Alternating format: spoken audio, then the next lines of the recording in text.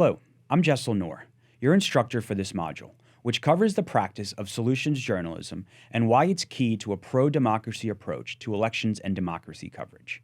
I'm Democracy Cohort Manager at Solutions Journalism Network, an organization that trains journalists to cover how communities are making progress in addressing the challenges they face and the lessons we can learn from their efforts. I'm excited to guide you through this week's lesson. Now that you've learned how to engage your communities, to learn what issues are most important to them, you are ready to do rigorous reporting on those issues, highlighting not just challenges, but promising approaches to addressing those challenges that are underway in your community or elsewhere. We call this solutions journalism.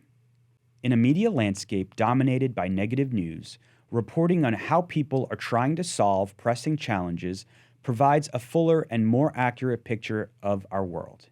And there's growing evidence that audiences want stories about what's going right to supplement and strengthen the important reporting on what's going wrong. Studies have found 1 in 3 people actively avoid the news because of its negativity and, when asked what they want instead, put positive and solutions-based journalism at the top of their lists. So what exactly is solutions journalism? Solutions journalism is built on 4 key pillars, each critical to crafting compelling and comprehensive solution stories. The response. Solution stories shift the journalist's focus from the problem to the solution. Unlike traditional problem-focused reporting, which looks at what's going wrong and how people are impacted, solutions journalism goes further by uncovering how people are making newsworthy progress in addressing the problem. Solution stories still touch upon what the problem is and how communities are affected by it, but the bulk of the story focuses on the nuts and bolts of how the response works and the impact it is having. One way to report on a response from outside your community is to ask yourself, what would I need to know to replicate or adapt this response here? The evidence. The second key feature of solution stories is evidence. The strength and transparency of the evidence presented in a solution story is crucial in making the story compelling and credible.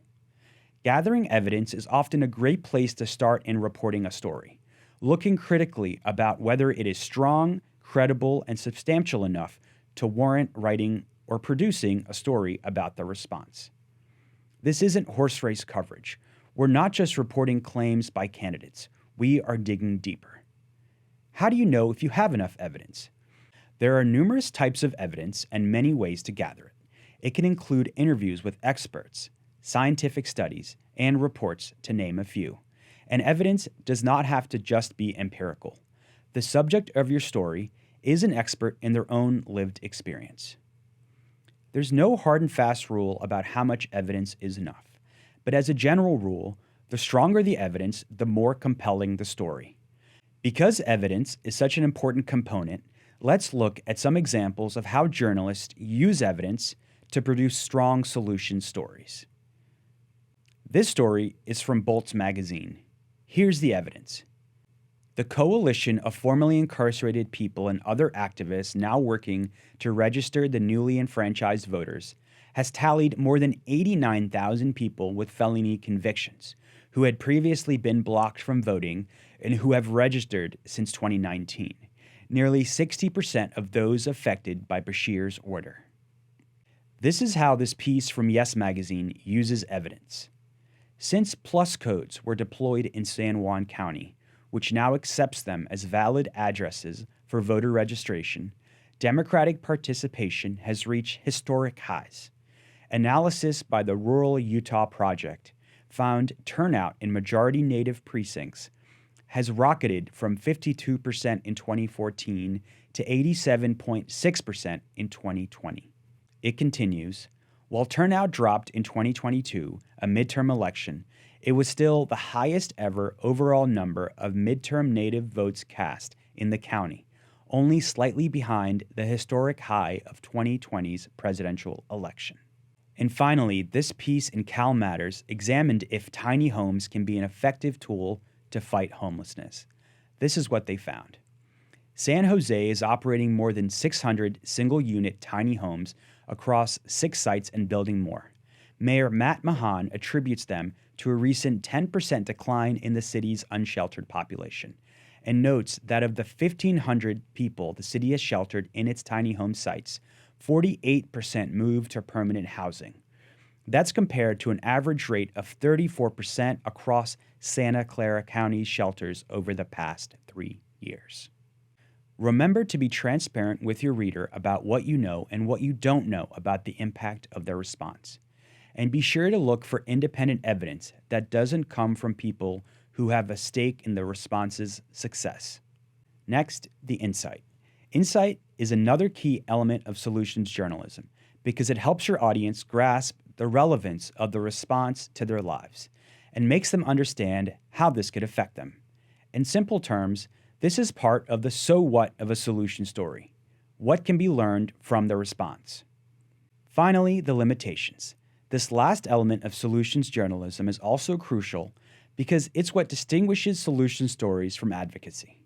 Solution stories don't just look at what's working about a response.